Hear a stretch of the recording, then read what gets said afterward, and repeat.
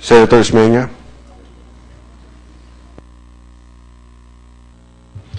Ms. Bautista, paano nire-report ninyo yung revenues ninyo? Dalawa o tatlong klaseng revenues ng money changer, di ba?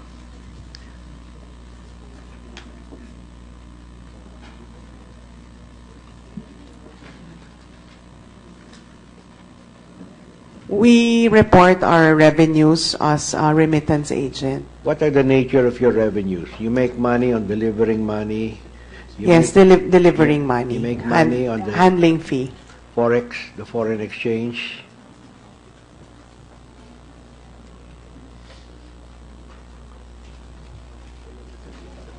Sorry, what's the question again, Your Honor? Sorry. Your biggest money maker there is in the foreign exchange, di ba? When we convert our Yes. remittances, yes. Right. What would be the ratio of foreign exchange to total revenue? Foreign exchange earnings vis-a-vis your total revenues? 20 to 30% would be the foreign exchange. Okay. Yung sa $81 million, yung dineclare ninyo na 10 million pesos ang profit ninyo, was that your foreign exchange profit or just your delivery? Foreign exchange. Foreign exchange. How did you compute that?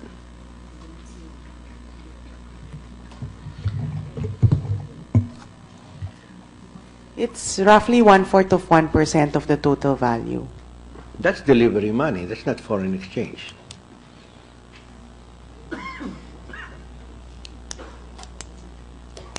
That's our spread, yes, on the volume. You have a spread of 1/4 of 1%. That's your delivery service fee.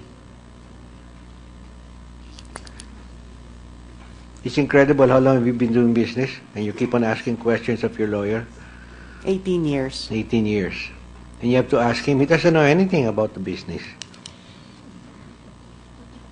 Have you ever worked for a remittance company before, Attorney Callejo? No. So why do you keep on asking him how you make your report? You're the one who signs the annual reports, right? You're the one who signs the reports that is submitted to the SEC, correct? You're the President and Chief Executive Officer of Philrem. All right. So, how much money you normally make in the exchange of dollars to pesos or pesos to dollars? We normally make 2 to 3 cents. 2 to 3 cents, U.S. cents. Okay. 2 to 3 cents to 2 to 3 centavos. 2 to 3 centavos. So Per therefore, if you're able to purchase, say, or sell dollars at 46 pesos to the dollar, you'll only make 2 centavos Yes, on the average. per dollar or per peso? Per dollar. 2 centavos per dollar. That's standard. Relative. Standard meaning average? Yes, more or less. All right. Now, in your declaration of the 10 million pesos, how did you break that down? Yung profit ninyo doon sa sinabi ninyong the profit you made on the Philrem account. On the exchange. On the RCBC. On the exchange. Yes, how the compute the 10 million.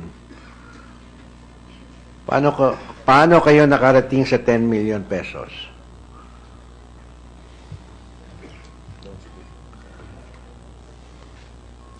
In each day kasi iba yung yung exchange rates namin. So we it depended on the date. It was dependent on the date that we traded. Sure. So buy and sell. I Yeah. think we already gave the breakdown as well. You gave the breakdown to the committee? Yes, Your We don't have that. Huh? But normally, your remittance fee is 25, 1/4 of 1%, right? The delivery fee?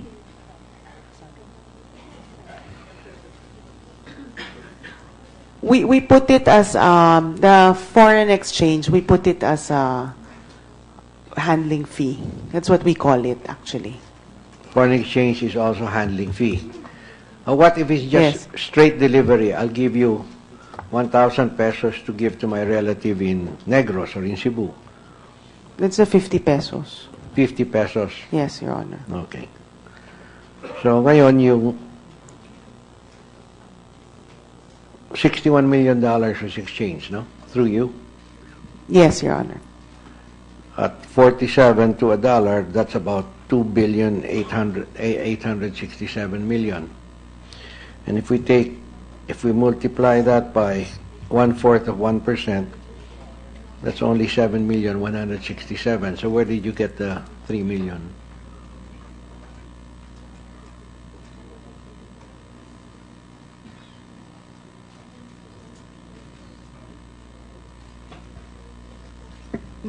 Some of the foreign exchange we converted on our own, not through RCBC Treasury. Sure, but you still have to pay, right? You converted on your own, meaning through other sources. Yes. We bought it, yes. All right. So would you say that the 10 million that you said that you earned from that one transaction alone, that was out of the ordinary? Yes, Your Honor. And suddenly, this was thrown into your lap by Miss Digito and said, I got $81 million, I'd like you to exchange it. Yan ang sinabi ni Miss Digito. She only said the amounts on the days that she traded it. And yes, it's good business for us. I must admit. But it's actually Did that amount to like 1.5 year's profit for you normally? I'm not sure, Your Honor. You're not sure? 18 years. You're president and CEO. Yes, I am not sure. Because your declared net profit on a year-by-year basis anyway is roughly 350,000. That correct? Yes, Your Honor. So in the 10 million pesos that you earned on this transaction, how much was expense?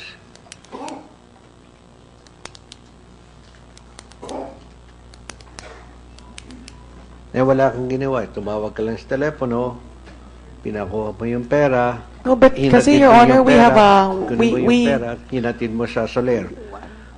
What was your expense involved? Of course, you can also deduct rent, lights, electricity, cell phone calls, etc. Pero more or less, how much did you spend in executing this transaction?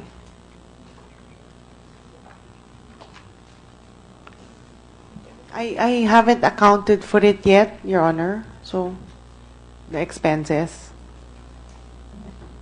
18 years. Yes, Your Honor. In a transaction that took what? How many days? 3 days? 4 days? 5 days? 5 days? Okay. You grossed 10 million. Yes, Your Honor.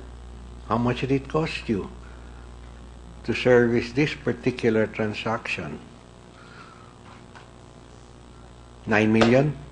No, I can't say yet because when we operate, it's our whole office, and this is just one part of the transaction, one part of the thing that we do. Let's say we were able to disaggregate it. really disaggregate it. How much do you think did you spend? Yung direct cost lang dito.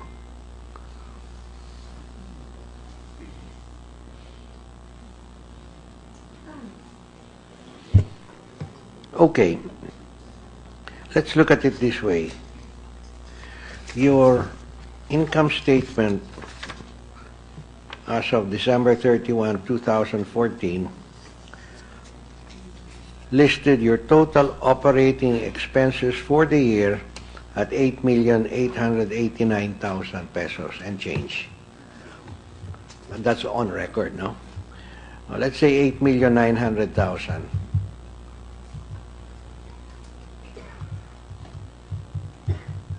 Divided by 12, that would be 741,000 a month, more or less.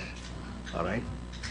You made 10 million here, so you couldn't have spent more than for 741,000 that month. So your net profit on this transaction alone would have been about 9,300,000. Correct? No, Your Honor, you're not accounting for the risk. How do you book risk?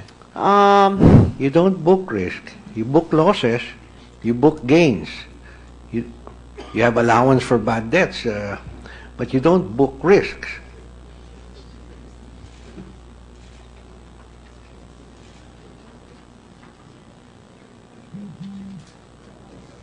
I mean, the banks don't even book risk. The banks they don't have an item that says risk, 10 billion. Meron ba kayo? Wala. Could you talk into the mic, please, Pasel? No, Your Honor, we don't. For insurance? Insurance, yes. That's why, eto nga, oh, may 8,800,000. Your insurance is 398,000. What else? Eh, kasama na yan sa 8,889,000. What other direct costs are you saying? Sama mo na yung indirect cost. I don't know, Your Honor. It's my accountant who does that. If your accountant is the only one that knows this, you actually don't have any business running Philrem. This is in every CEO's head. If I ask Mr. Lorenzo Tan, he'd be able to give it to me chapter and verse. I'm asking why here in a transaction like this you declared you made over 10 million pesos. In earlier testimonies you said it's pretty standard for you. And yet your total gross income in 2014 was only 27 million. And you declared a net, on 27 million, you declared a net income of only 438,849 pesos and 40 centavos. And you paid an income tax of 64,897.78. Now, of course, the BIR commissioner is here, so she's listening very carefully because she doesn't let anybody get away with it. So we're interested in knowing if the numbers that you have been submitting to the Securities and Exchange Commission have been reflective of what you actually earn in your business.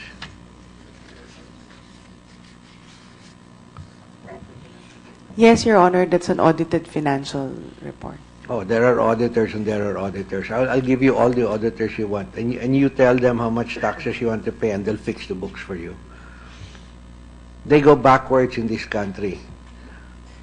Una sa lahat, itatanong yung ng auditor, boss, magkano gusto mo bayaran? Di sabihin mo na, 300,000. O sige, okay na. And he will manufacture all the expenses to justify declaring only 300,000 in taxes. That's why it works here. Ms. Henares,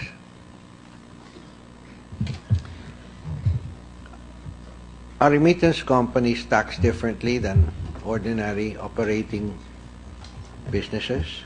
Yes, sir. For the business tax, a remittance company and a foreign exchange firm is a non-bank financial intermediary and is subject to gross receipt tax of 5%. That's not in lieu of income tax. Meron pa income tax. Yeah, aside from income tax, they are not VAT-able, but they are subject to gross receipt tax. Okay, define gross receipts for the committee. So, like for example, they said they earn 10 million, so they're required to pay 5% of 10 million. So that's 500. Why do we tax them twice? I was not responsible for that law, so. No, this is a business tax. Other business pay VAT, but there are some business who does not pay VAT, but they pay percentage tax. Okay, so this is in lieu of VAT. Yeah, in lieu of VAT. All right. Magkano po binayaran ng Philrem in gross receipts tax? Wala siyang gross receipt tax, sir. I think they paid their VAT because their registration is wrong. We looked at their registration. How much did you pay in VAT? Wala rin ditong VAT eh. They're only... They didn't pay any other kind of tax.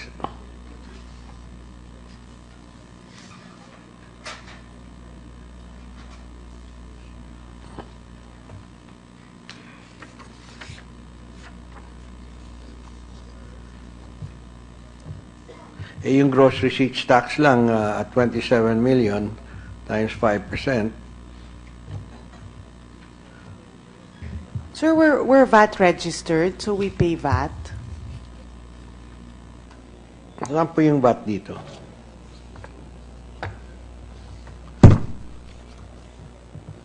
I see the line sales, cost of sales, gross profit. Then you listed your operating expenses beginning with salaries and wages.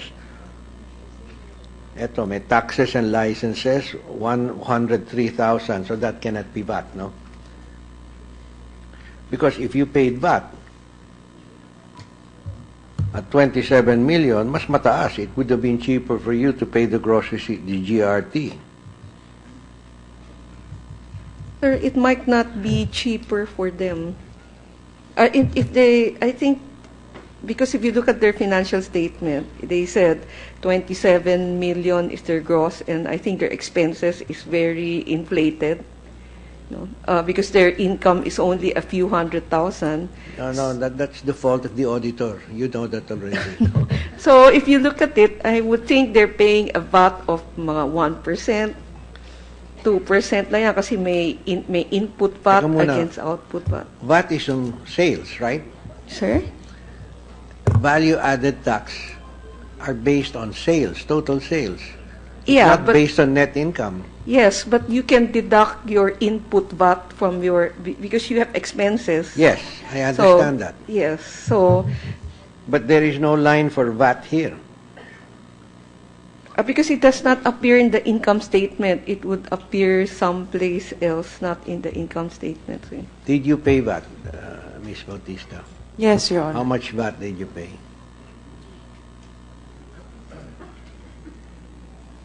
Sir, I don't know. It's really my accountant who does that.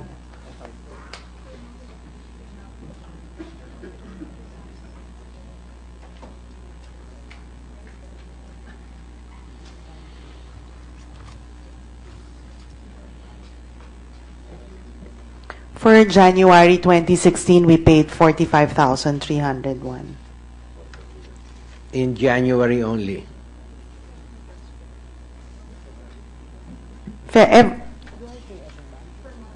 Yeah, we pay every month. Your How Honor. much? You pay 45,000 a month? For February, it was 36,580. Okay. And then for hindi. We're still doing the one for March. All right, but last year, for all of last year,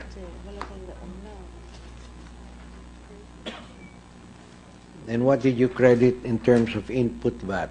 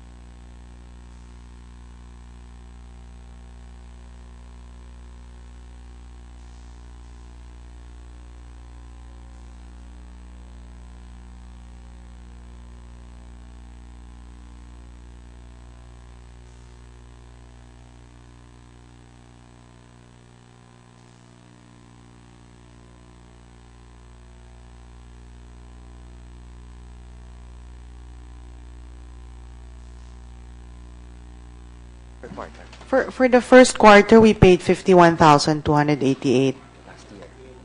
Last year, 2015. VAT? VAT. Why do you give it to the committee per quarter? We'd like you to give it to us for the entire year. I think VAT is per quarter. Yes, that's when you file and pay, correct? Yes.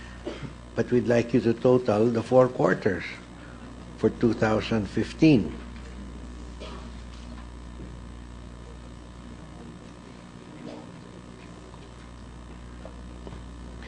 While they're looking for that, would you like to explain to the committee what you mean by cost of sales?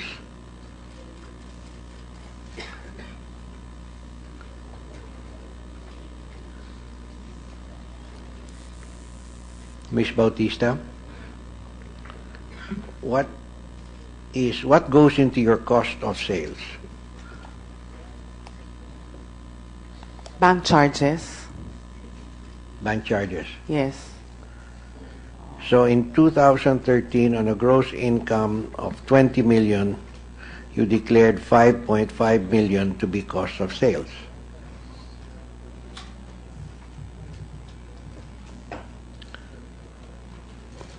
Right? Yes, sir. I don't have my files and my records. That's why I cannot confirm everything. All right. But here's my question. In 2014, you declared 27.2 million as gross income and declared 15 million, or 3 times what you declared as cost of sales in 2013.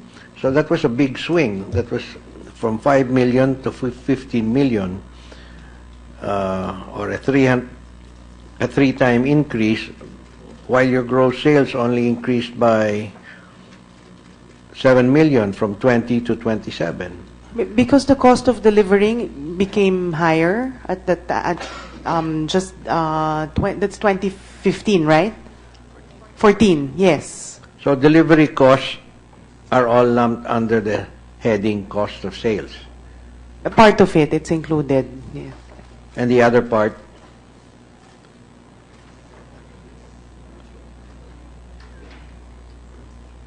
The other part is the operating expense, I believe.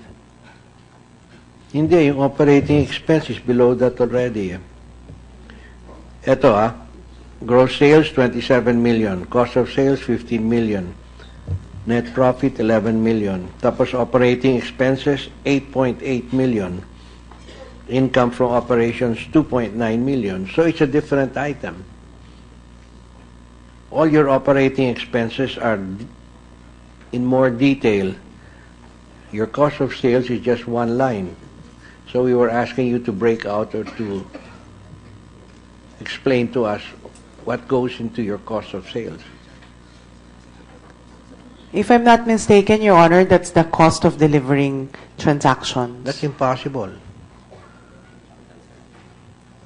Let me clarify when I'll get back to you on the cost of sales. What is the breakdown of the cost of sales? Would you do that for? And we'd like to take a look at your 2015 statement. Have you filed that already with the SEC? Not yet, but yes, I will. I will get all my facts and my documents together. All right.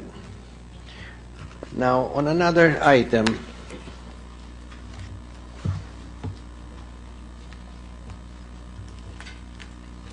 we're still not clear whether you ever met Weikan or not, although you did say in previous hearings that you delivered,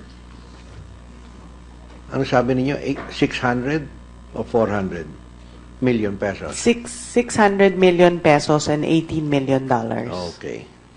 And you delivered it in several tranches? Yes, delivered at first and then picked up on the rest of the days. Now, the 600 million pesos that you said you delivered to Mr. Weikan does that include the 400 million pesos cash that you delivered to Mr. Kim Wong? I did not deliver to Mr. Kim Wong. He was just Pumunta there. nga siya sa bahay mo eh. He was there, but I did not deliver to him. It was Mr. Weikan. Yes, part of it was the 400. When Mr. Kim Wong went to your house 3 times, he picked up the cash. Mr. Kim, paki-confirm lang. Yes, sir po. Opo. Ilang beses po kayo nakapunta sa bahay ni... 3 beses po. 3 beses. Opo. And on each time you picked up 100 million. 100 million, tsaka $3 million. February 9, February 10, 100 million, $2 million. February 14, 100 million po. So that's 300 million pesos in cash and $5 million in cash. Yung first 100 sa Suler po. sa Suler. Oh, Suler po. Okay, there you have it. Are you saying Mr. Kim Wong's lying? I don't know, Your Honor. But he went to your house. Yes, Your Honor. I admit to that. So, kinuha mo sa kanya yung 600. 400 plus the $5 million. Hindi po, 300 po. Kay Concon po. Kay Concon. Opo, sa asawa niya po. 300 plus $5 million. Opo. Okay. And hindi mo kasama si Weikan. Wala po. Yung pick-up ko, wala po. Pumunta po sa bahay, wala po. Ako lang po, tsaka driver. On what occasion were you with Weikan as far as delivery of monies were concerned? Yung isang beses lang sa Soler? Ganun ba yun? Never po. You were never around when Mr. Weikan Wala received po. money? Wala Okay. po. Miss Bautista? Was Mr. Kim Wong ever around when you delivered money to Weikan? Yes. Yes, Your Honor. Saan? Sa Soler, at saka yung pag-pick up nila sa bahay. Every time Mr. Kim Wong went to your house, dala-dala niya si Mr. Weikan. Yes, Your Honor, except for the last two days. Well, he only went there 3 times to your house. Yes. So, he only brought Weikan once. No. No, Your Honor.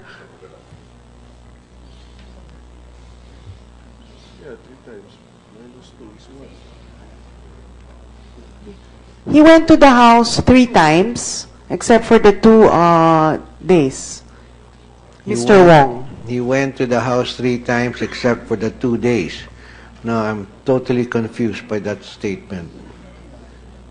He went to the house 3 times except for the 2 days. I don't understand that statement. How many times did he go to your house?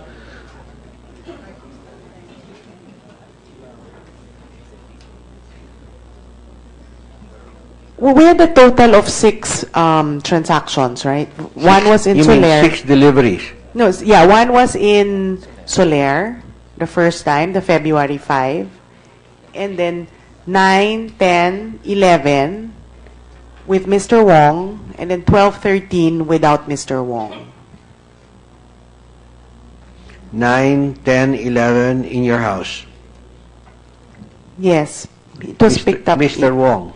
Yes, Mr. Wong and Mr. Wei Kang-su. Sabay. Oho, meron po silang mga Chinese na kasama. Did you know Mr. Wai Kang-su at that time? I mean, you recognized him?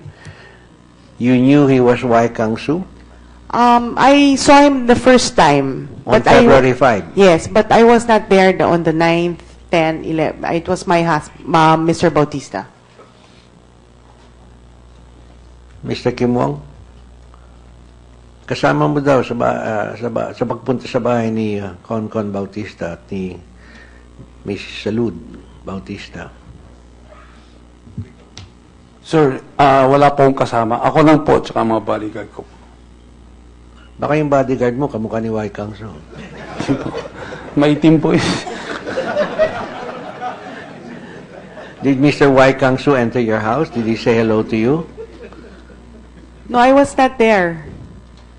I was when they picked up the money on the 9th. I wasn't in the house. So it was only Concon who can testify to that. So that's why we need him at the next hearing. Yes, Your Honor. Wait, I think he said that already in the last hearing, Your Honor. All right. Now, you submitted receipts of delivery to Mr. Wai Kang-su. Yes, Your Honor. You submitted them to the Senate. And you're sure that it was Mr. Wai Kang-su who delivered, who signed these receipts? Yes, Your Honor. All right. Because we compared his signature with the signature that he submitted to the department, to the Philippine Consulate General in Xiamen when he applied for a non-immigrant visa to the Philippines. And the signatures are different.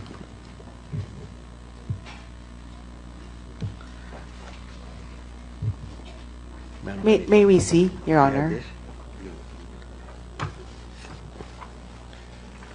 Would you like to see it? Yes, Your Honor, please. And we'll show you. You have the Philrem receipts?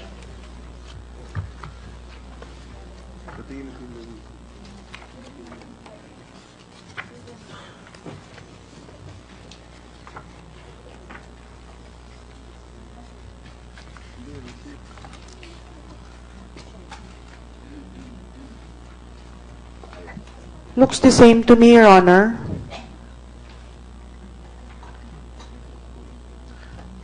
To us who don't understand kanji, it all looks the same. That's true. But if you look more closely,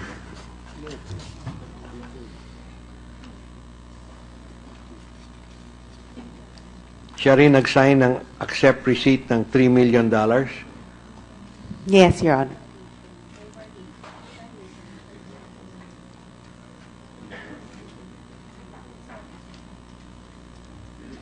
It looks different to me. We're going to need a handwriting expert in kanji to decipher, but it looks quite different to me. Did you check it yourself? And you're saying it's one and the same? Looks the same to me, Your Honor. I'm not Chinese. I actually... All right. Did you check Mr. Wai Kang-su's passport when he identified himself as Wai Yes. Kang-su? Yes, Your Honor. I just took a picture of it. You took a picture. May we have a copy of that? I already submitted, Okay. Your Honor. Saan?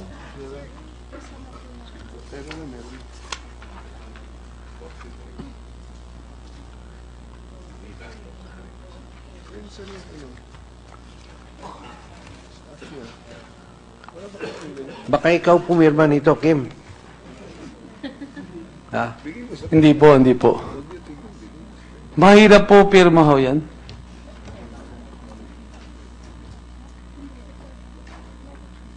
Eh, because hindi namin maintindihan, maski si Senator Guingona, kaya niya gayahin ito. Hindi ko malaman kung fake o hindi. Sino?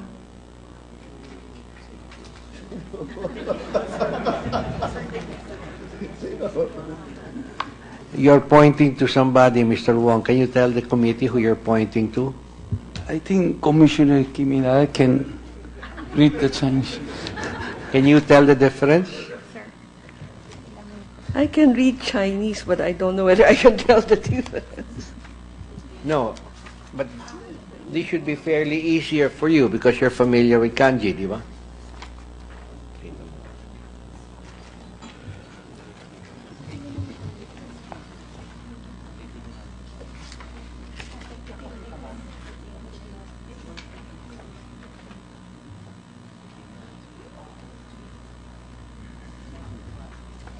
I couldn't tell it. Beyond my level of expertise.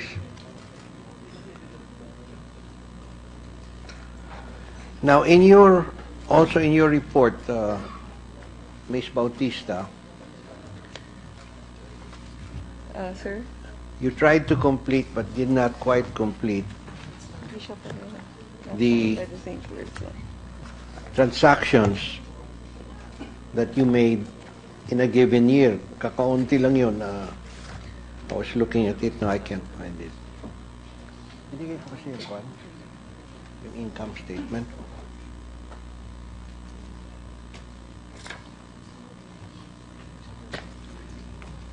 How long have you been dealing with RCBC?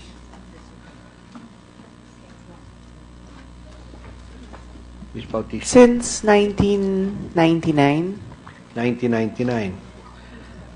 And in a given year, how many transactions would you have with RCBC, either to change dollars to pesos or to change pesos into dollars? I deal with, for the dollars, we normally deal with RCBC Forex Yes. and RCBC Treasury. Would you report that? You know, that would be part of your gross earnings, right, when you have the spread? Would I report it? Yeah, would you report it in your income tax statement? I have to check with my accountant how they... Can we invite your accountant here because we'd like to question her. What's the name of your accountant?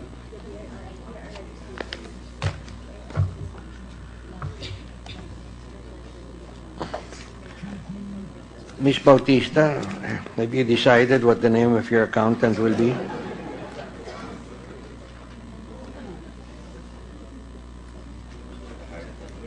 Your Honor, I have to check in the office. You don't know the name of your accountant also? No, it's my person in the office who does all the I'm just admin. asking if you know the name of your accountant. No, I have to check in the office. You don't know the name of your accountant? No. I have here the name Mercedes Peña Florida. Is she your auditor? External auditor. It's the external auditor. Yeah. That's Mercedes Peña Florida. Who's your chief accountant?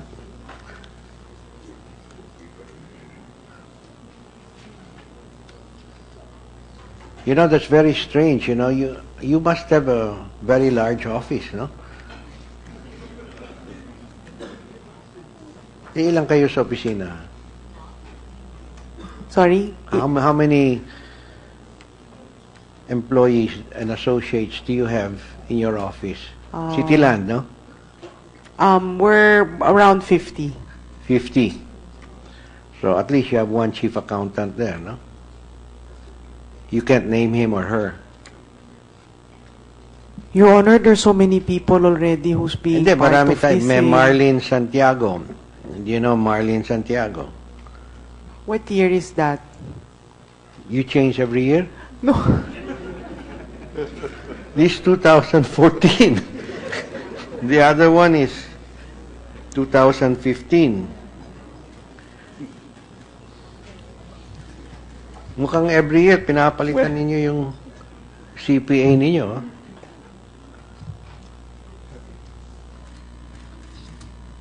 Who's your chief accountant?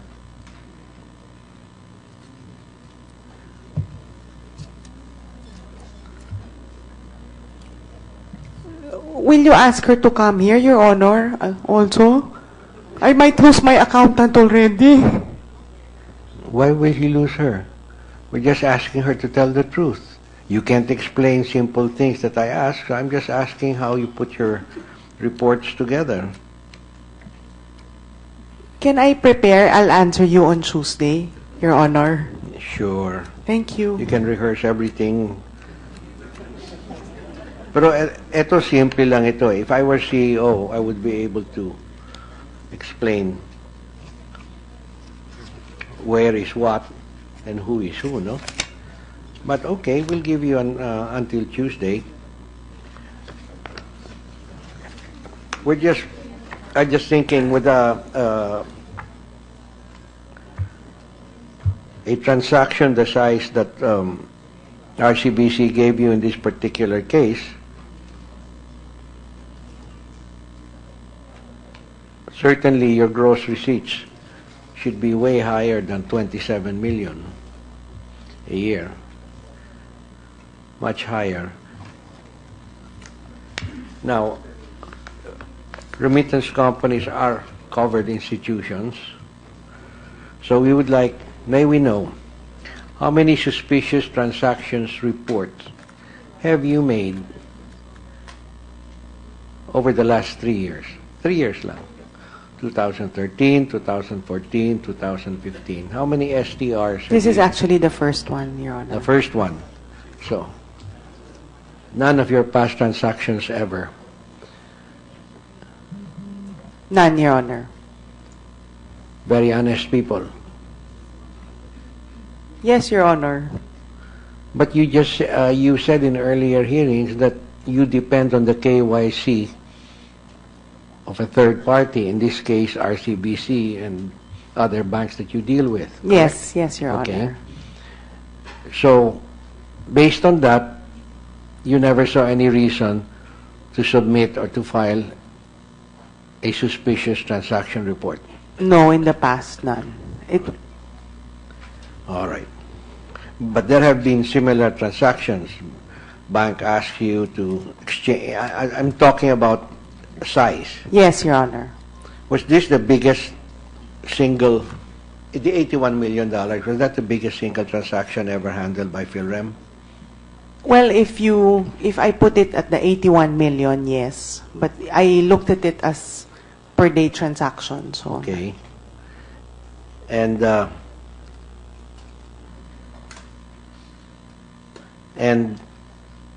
your largest transaction before this was how much?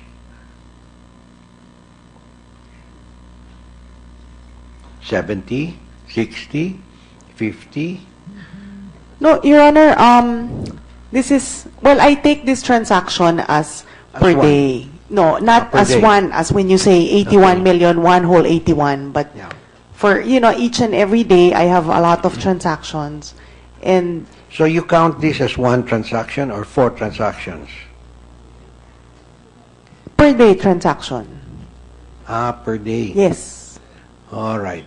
So therefore, if $100 million comes into you on day 1, but you're only able to exchange $10 million that day, that becomes a $10 million transaction to you. Yes, but there's no $100 million that came in at any given point, one time, because that would be suspicious. All right. Would 81 be suspicious? Yes, if it were coming in at one single time. If it came in from one account, which is the William Go account, would you consider that suspicious? Yes, Your Honor. This was sent to you by William Go. Yes, Your It Honor. was not sent to you by those 4 non-existent. No, I do not know Depositors. any of the 4 accounts. So it was merely requested of you by Ms. Tito to change from dollars into pesos. Yes, Your Honor. Okay, so isang transaction lang yon, $81 million. Hindi po. Hindi po. It's just one transaction for the first day.